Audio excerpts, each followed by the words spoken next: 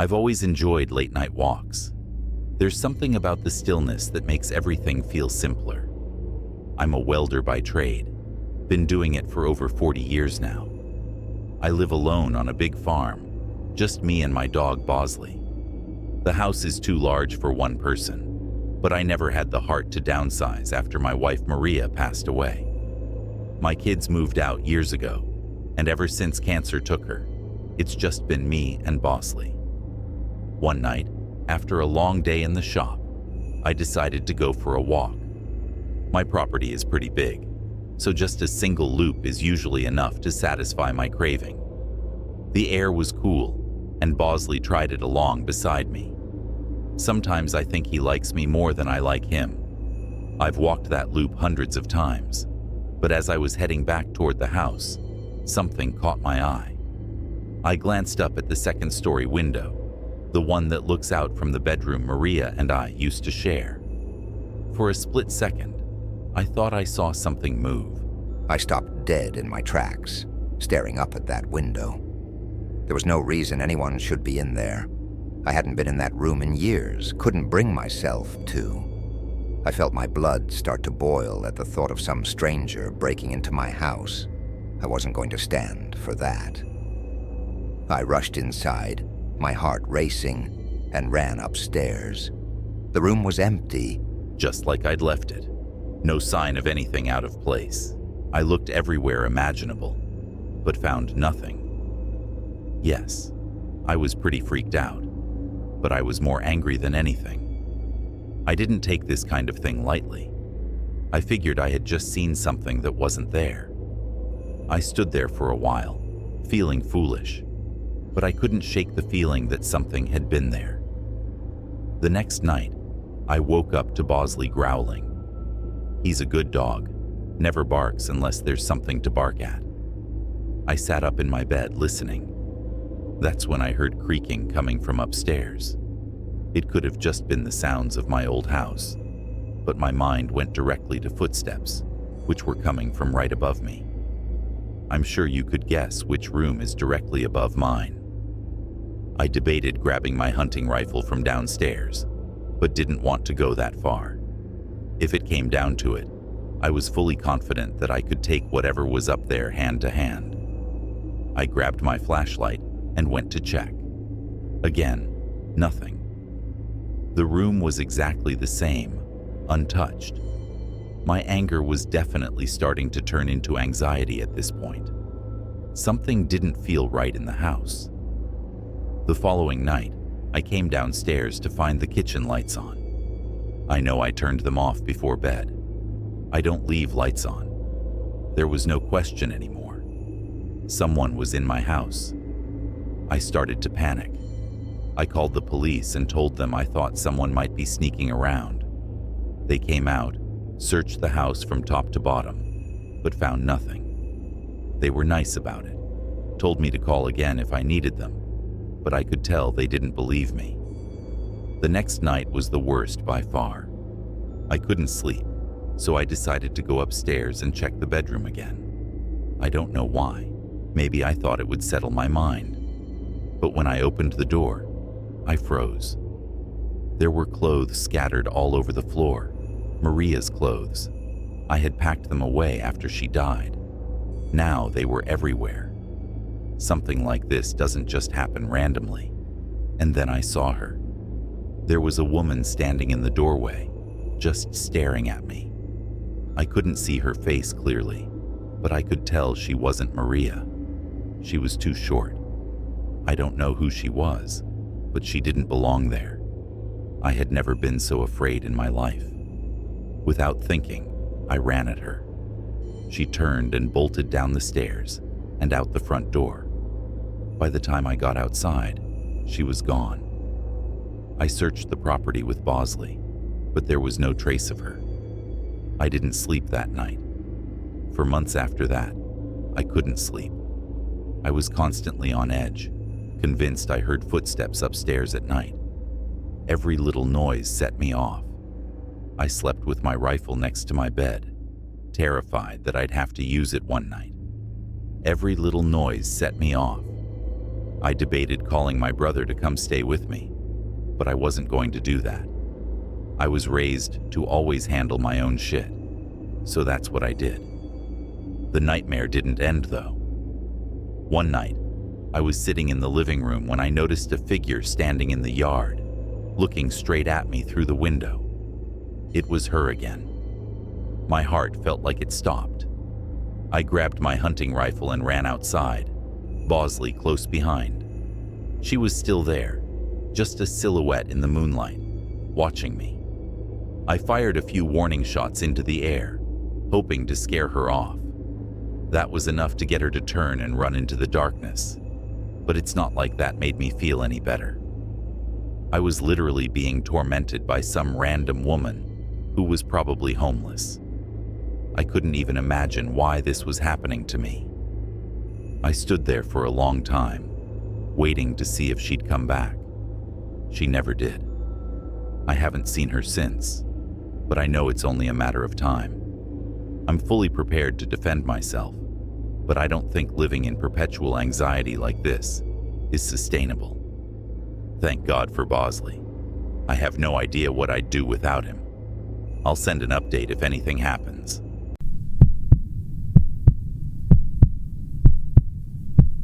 It was October 2018 when Forest Walker 78 decided to take a solo hike along the Art Loeb Trail, a popular route known for its scenic beauty.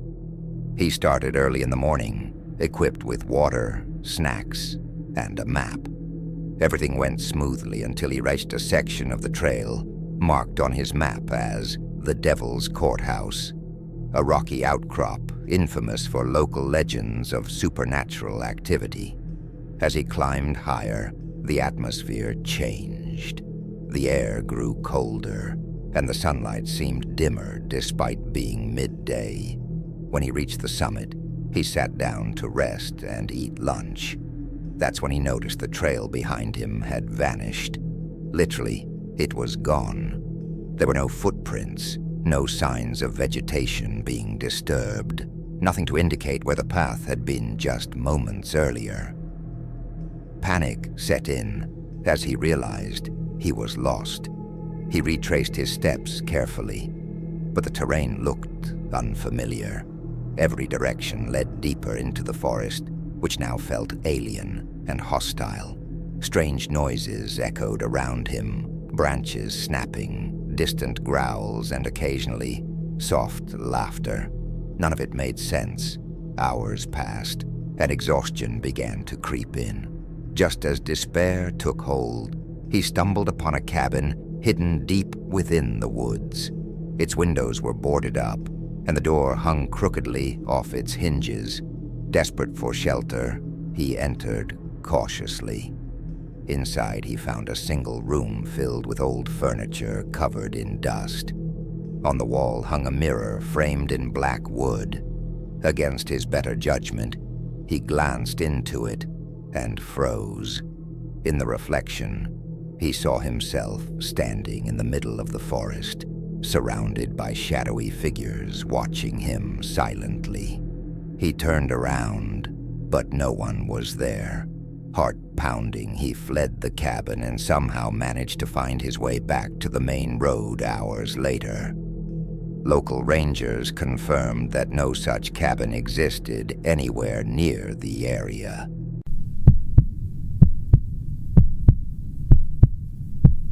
I work for a catering service, which means I'm on the road a lot, usually late at night. I spend most of my time lugging stuff from place to place in this massive truck the company makes me drive. It's not the worst job in the world, but the hours suck, and it's not at all what I thought I'd be doing with my life. By the time I get home, I'm either so wired from caffeine that I can't sleep, or I pass out the second I hit the bed and stay that way for 12 hours. I was driving back home one night at like 2 a.m. It was nice to be driving my own car again. As I was approaching my house, I realized I had probably had one too many Red Bulls, and there was no way I'd be able to sleep. On top of that, I hadn't eaten in hours and I was starving. There's a McDonald's right off the highway about 10 minutes from my house. It's usually my first choice when it comes to late-night snacks, since it's just so convenient.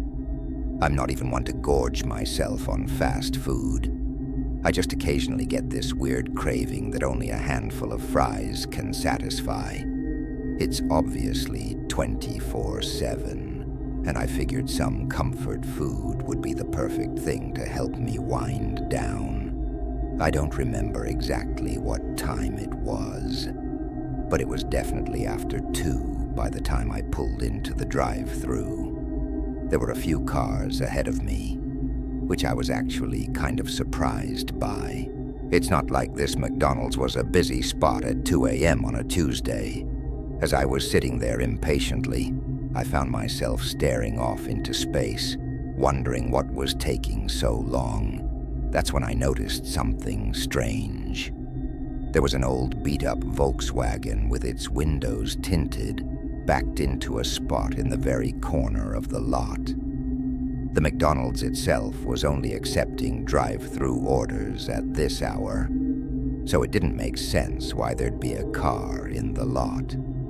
There were reserved spots on the other side for employees, so it couldn't have been one of them.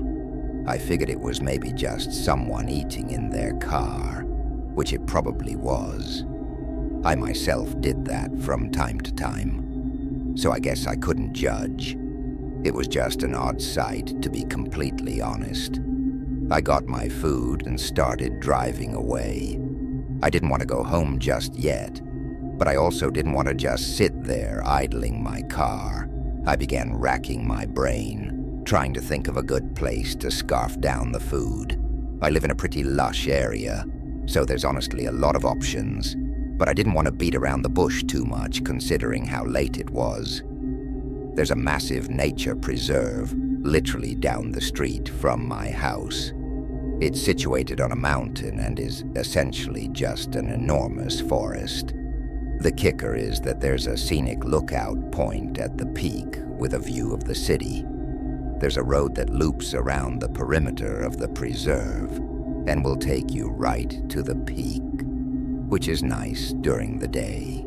After the preserve closes, though, the road is inaccessible to cars, but still a convenient path to get to the peak without having to walk through any woods. I used to go there with my friends from high school all the time. It was kind of a default spot when we wanted to be outside. We'd hang out, talk, smoke, or just appreciate the view. I actually hadn't been there in a while because I was just so busy working all the time. So I figured going there would deliver a much-needed nostalgia rush. When I got to the preserve parking area, it was completely empty.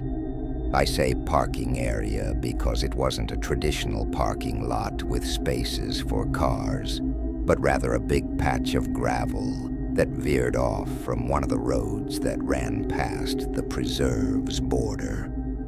Like I said, the actual preserve was closed, meaning I'd have to walk all the way up to the lookout spot from outside. Before I could even turn off the engine, I saw headlights pulling into the lot. That was unsettling enough on its own. Who else would be here at 2 a.m.? And then I realized what I was looking at. It was that same Volkswagen from the McDonald's parking lot. I was 100% certain of it. I parked a little ways away and the engine cut off. I felt the unease start to pour in. What were the odds of that happening naturally? Have they followed me? My window was partially rolled down, and as far as I could tell, there was no music coming from that car, or at least none that I could hear. After nothing happened for a good minute or so, my fear started to fade. They were probably doing the same thing I was, out for some fresh air or smoke. It's a pretty popular spot for that kind of thing. But I was just so weirded out considering how late it was. I couldn't shake the feeling that something was off, even though I concluded that it was just one of those unexplainable coincidences. I sat there for a minute, debating if I should just go home. I didn't want to leave, but I didn't want to be alone either. I picked up my phone and FaceTimed one of my close friends, who lived a few minutes away. I told myself that if he didn't pick up, I'd just eat my food in the car and drive home. He was actually awake, though, which I was a little surprised by. He said he had been up writing a paper. I convinced him to swing by and hang out for a bit. He was down. He said he'd be there in 10. While I waited, I kept my eyes on the Volkswagen. It still hadn't moved. I tried to shake it off, telling myself I was being paranoid.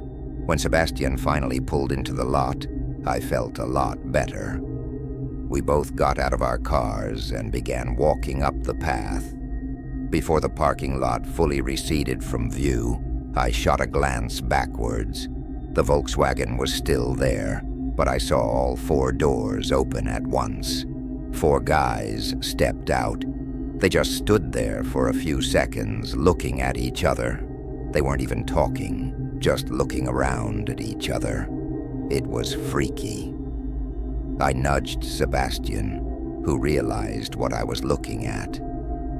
Before they could see us, we continued walking up the path so that the lot was obstructed from view.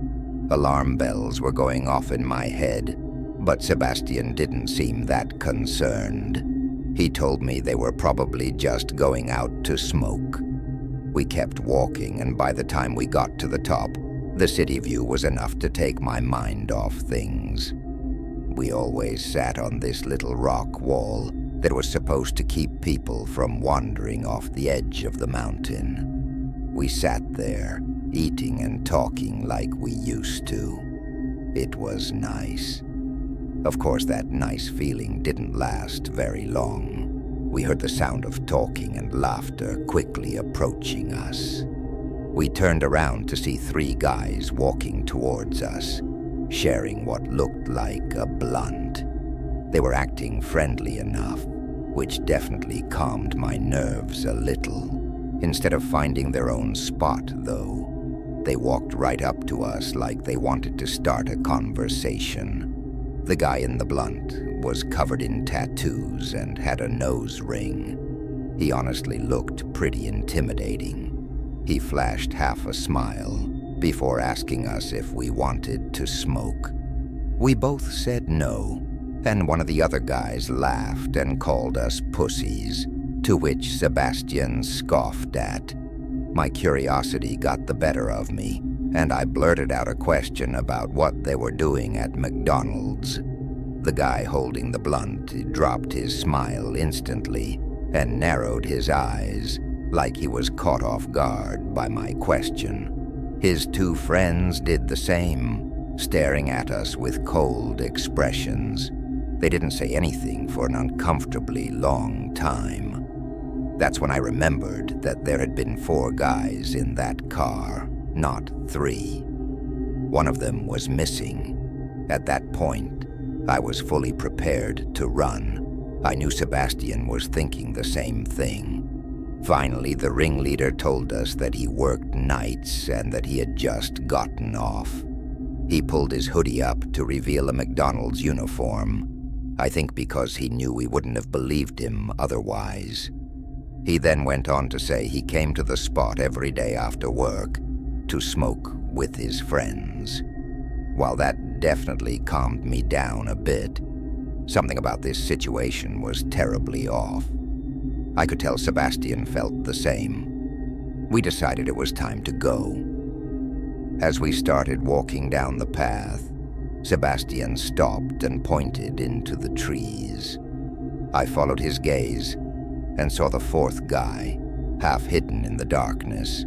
He was holding something, but I couldn't make out what it was. I felt my heart start racing. The moment he saw us looking, he started moving. That's when we ran. We bolted down the path, glancing back to see him chasing us with the 3 other guys close behind. My heart was pounding so hard I thought it would burst. I could hear their footsteps getting closer, but I didn't look back again. We finally made it to the parking lot, jumped into our cars, and floored it out of there.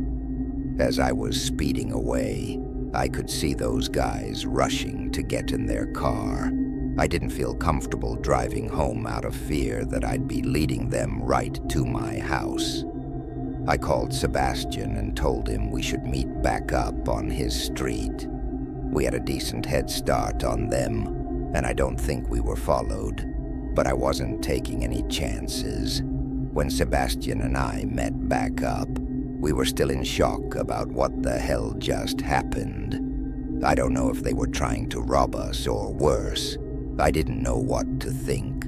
Sebastian showed me his phone and said he had snuck a picture of them while they weren't looking. He sent it to me, but I wasn't sure what to even do with it. I had off the next day, so I convinced Sebastian to come with me back to the McDonald's so we could at least report the employee. The next day, we approached a guy on the younger side in hopes that he'd listen to us. We showed him the picture and told him what happened, and his eyes widened. He told us something literally out of a horror movie. Apparently that guy's girlfriend had also worked at that same McDonald's and had dumped him a few months ago. He didn't take it well and would harass her while she was working and stalk her after her shifts.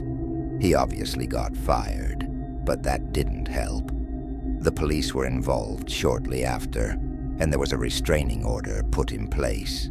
Apparently, he'd been violating that restraining order because he was camping out in the parking lot. Sebastian and I were horrified. I have no idea why he'd decide to follow me, but it was clear that he was unhinged. I'm praying that the police catch him camping out in the parking lot, because then he'll actually be screwed. I just hope he doesn't recognize my car anywhere. It's only been a week, but I haven't seen the police able to do something, but that's out of my control.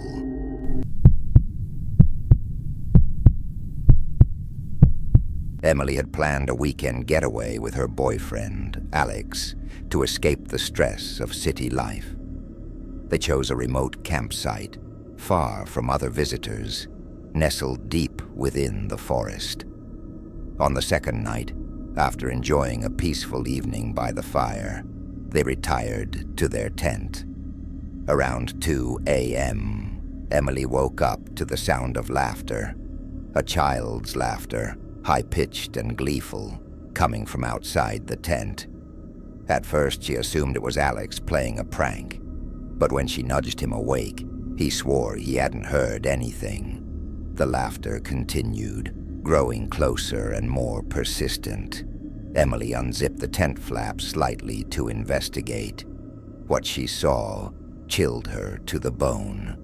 Standing about 10 feet away was a small boy, dressed in tattered clothes that looked decades old. His face was pale, almost translucent, and his eyes glowed faintly yellow. He stared at her intently, then grinned widely, revealing sharp teeth.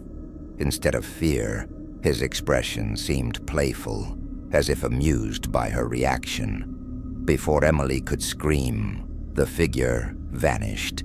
She scrambled out of the tent, calling for Alex, who emerged seconds later, armed with a flashlight. Together they searched the surrounding area but found nothing. Back inside the tent, neither of them slept another wink that night. The next morning they packed up and left immediately. Later, while researching the area online, Emily discovered reports of similar sightings in the same forest over the years. Locals referred to the entity as the Laughing Man, claiming it appeared to travelers who ventured too far into the wilderness. Some even believed it lured people deeper into the woods, never to be seen again.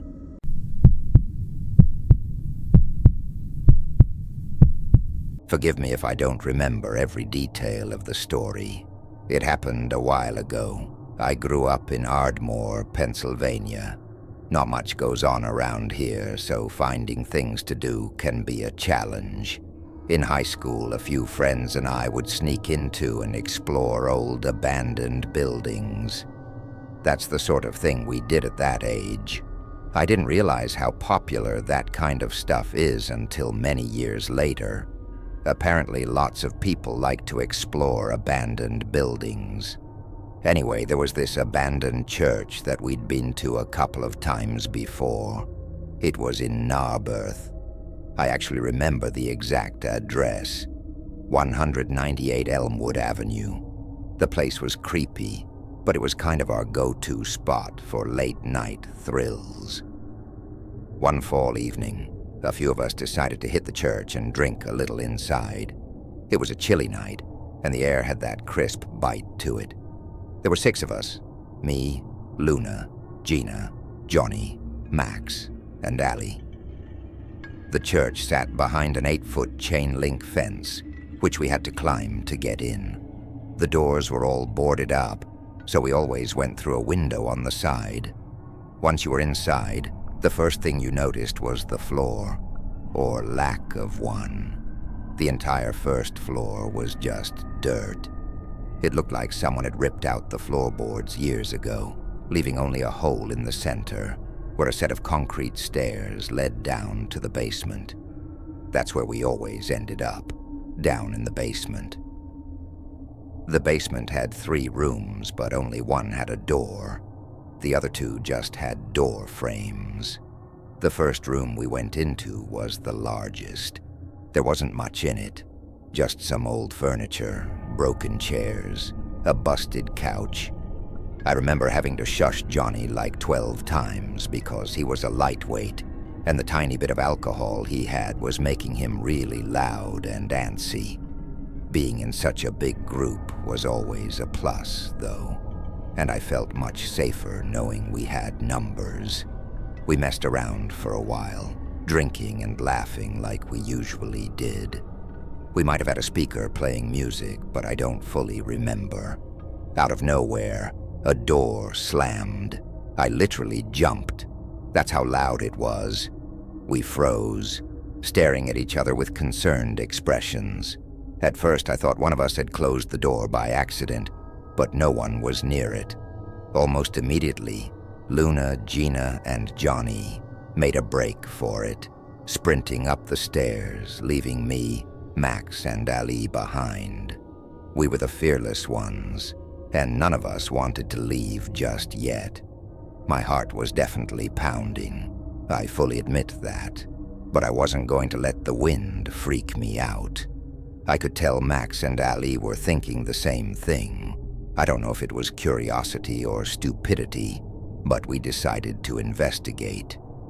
After standing in silence for a few minutes, the 3 of us crept over to open the door that had slammed shut. Behind it was a small room, and the first thing I saw was a dresser.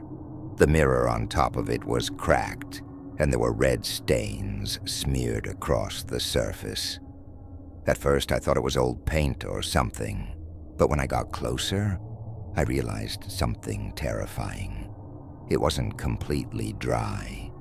The stains still had that sticky sheen to them, like whatever it was hadn't been there for long. I felt the hairs on my neck stand up, and I was having second thoughts about not leaving sooner. Someone, or dare I say something, had recently been in this room. Then I saw the picture. There was an old photo on top of the dresser, a black and white shot of a woman in a wedding dress. She was smiling, but there was something off about it. The whole thing gave me a bad feeling. I backed away, but just as I turned, we heard another noise. This time it wasn't the door. It was coming from one of the other rooms. It was coming from the room we had just been in. That's when Max and Ali both decided they'd had enough. I wasn't going to argue with them. We grabbed our stuff and ran out of there as fast as we could. When we climbed back over the fence and hit the pavement, none of us said a word. After jumping the fence, I turned around, and I could swear I saw the silhouette of a person standing in the open window. I still pray that by some minuscule chance, my mind was just playing tricks on me, but I'll never know for sure. My friends and I never went back there together for as long as we remained friends. I'd actually been back to that church myself, although it wasn't a church anymore. By the time I got around to checking it out again, it was completely demolished. I still have no idea what we saw that night. I'm just glad my friends were there to witness it with me. Had I been alone, I might doubt this whole thing even happens.